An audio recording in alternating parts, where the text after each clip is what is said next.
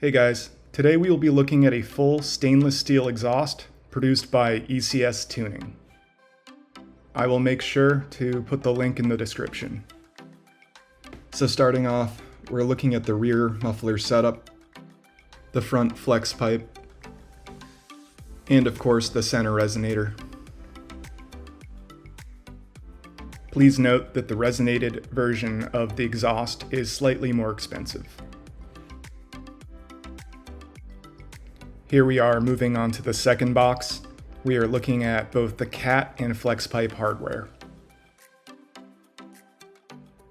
I was quite impressed with these 3.5-inch exhaust tips. Here are the two key fobs that control the valved exhaust. And now we are looking at the hardware for the valved exhaust. Here are a few clips of the exhaust semi-setup. It seems like I always hear mixed reviews when it comes to ECS tuning. However, I thought that this was a fantastic product. Please note that the resonated mid-pipe was a slightly more expensive option, but well worth the price. Obviously, I did not install the stainless steel tips on this yet, but here you can get a better view of the solenoid for the valved exhaust. So I know that people are going to ask me, why did I upgrade? So basically, this was for two reasons.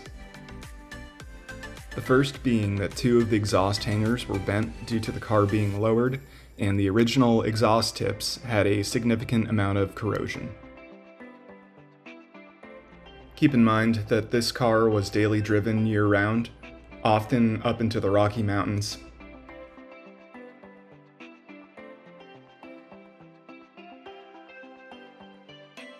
The second reason had to do with the flex pipe. So I have attached a screenshot here of the original exhaust. If you look closely, you can tell quite literally that the flex pipe mesh has started to separate from the base of the exhaust. If you take a look at the new exhaust, the flex pipe looks significantly stronger and is also mounted farther back, making it easier to access.